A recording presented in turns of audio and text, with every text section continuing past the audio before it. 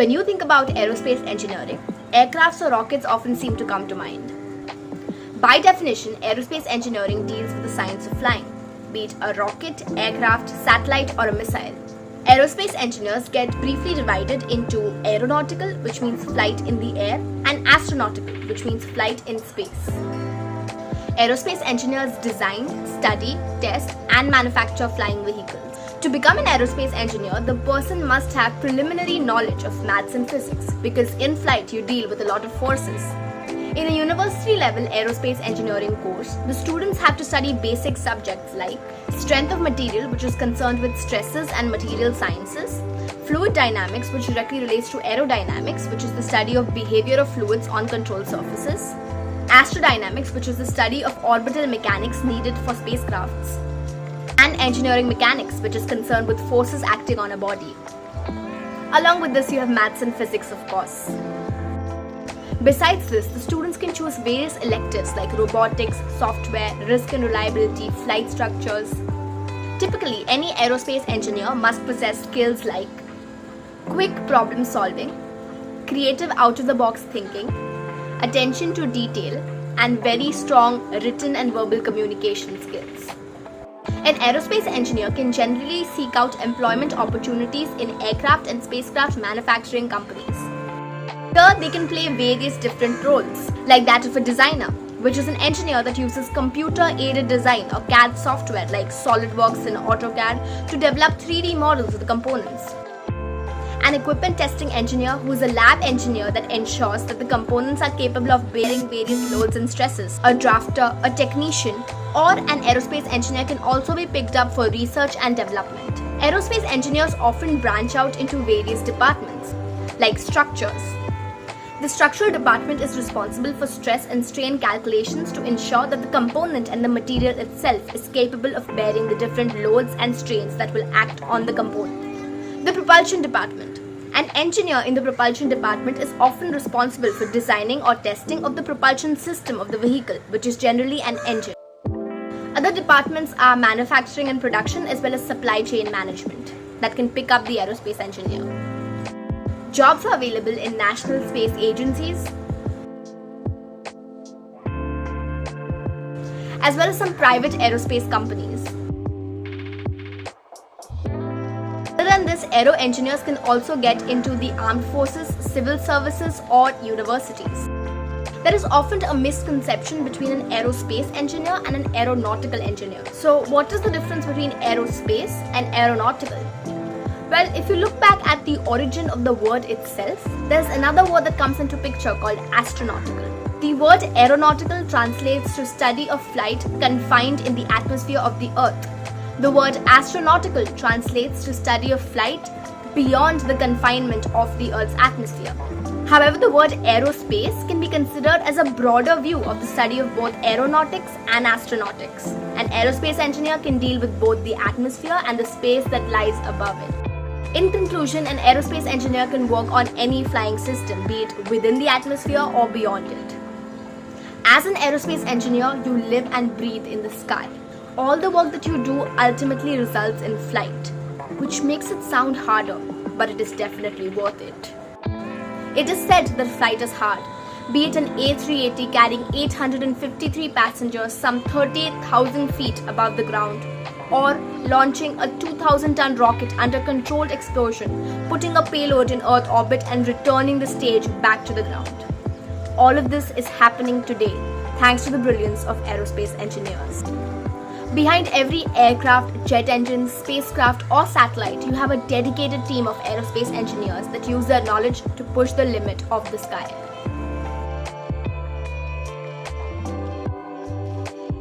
So my name is Lauren Savage, and I am an aerospace engineer. I am 23 years old, and I currently work at Lockheed Martin. I'm actually starting grad school in a month. I will be at Johns Hopkins University doing a Master's of Science in Space Systems Engineering, so I'm super excited about that.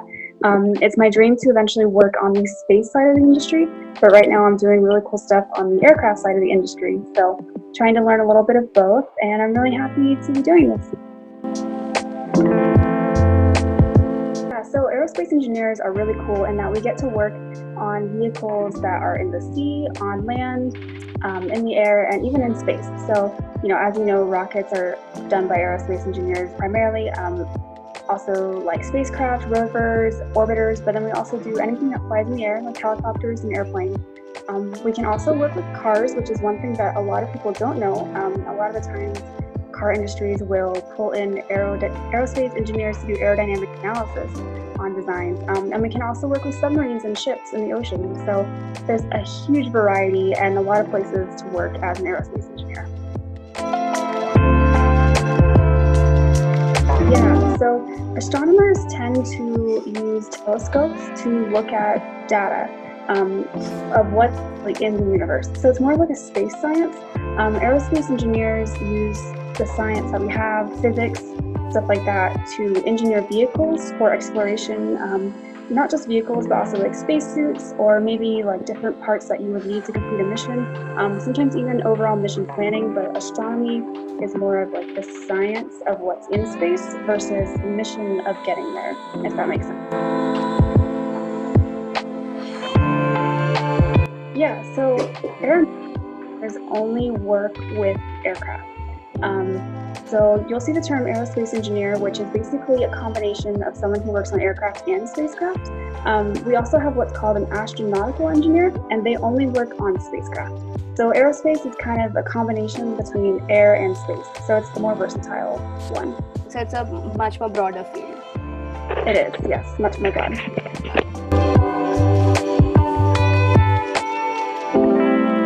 So as far as my opinion goes, when I first went into aerospace engineering, you have these big dreams of working on rockets, and oftentimes you get to, right?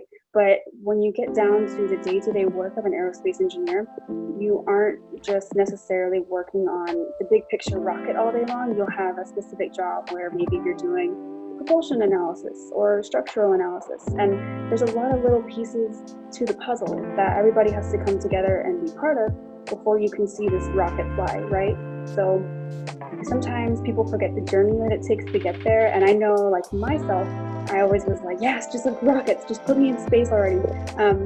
But you have to do the analysis, and you'll in the industry you get an opportunity to work on many different parts, so you're not just confined to one piece forever. But yeah, there's a lot of little moving pieces, and that's what you end up usually working on to put it all together.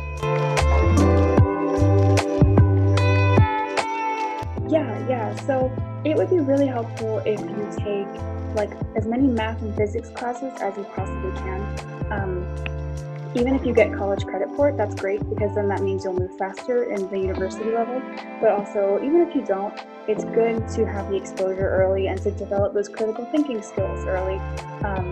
And then also there's the other side, where if you do get college credit for it, you can get your other classes out of the way. That way you can just focus on engineering. But coding is pretty valuable. I would say MATLAB is the one that you really want to focus on for aerospace.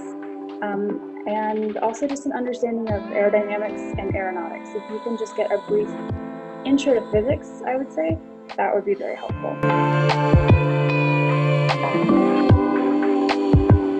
Yeah, so the way it works, at least in the US, it's usually like a 4-year degree. So the first 2 years are actually the same classes as a mechanical engineering degree. So you'll be doing calculus, physics, all the way up through like calculus 3, the higher level science classes, chemistry, and then you'll be taking other classes like statics, solid mechanics, where you learn just how pieces fit together and how forces work. And then you'll get into more advanced classes like aerodynamics and fluid dynamics, learning how fluids work and then how fluids work at very high speeds. You'll learn about shock waves, aerothermodynamics is one. And then you'll also learn like material science, how that works together into what materials you can build the aircraft into or spacecraft. And then propulsion, that's another big one too, whether it's air-breathing propulsion or rocket propulsion. There's a lot of classes, but it's fun. If you like it, you will love your experience. Yeah, so there's a huge variety. Like I said earlier, you can work in the and you can work for space. some of the cool projects I've gotten to do were like designing the interiors of aircraft, which is not as technical. I do really cool technical stuff now that I can't ever talk about, so there's that side of the industry as well. But you can work on commercial, you can do commercial spacecraft, which now is huge with the Artemis missions happening. We're going back to the moon from the US, which is very exciting. There's a lot of opportunity there. So if you want to do space, now is your time. Aeronautics will always be your time. So there's a huge variety. It's there.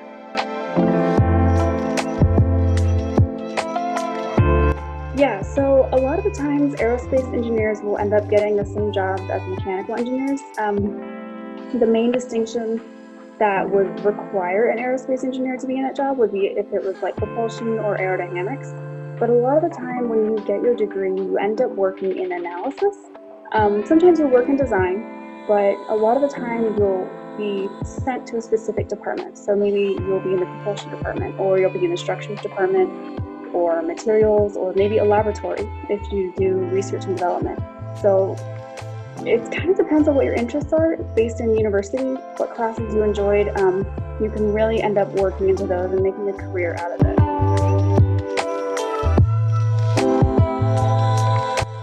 So I know that like this is super cheesy, but I always tell people like I get to literally design the future, you know, like whether it be early or later on in space, like space missions, the classes that I'll be doing in my master's, it's for like space mission planning.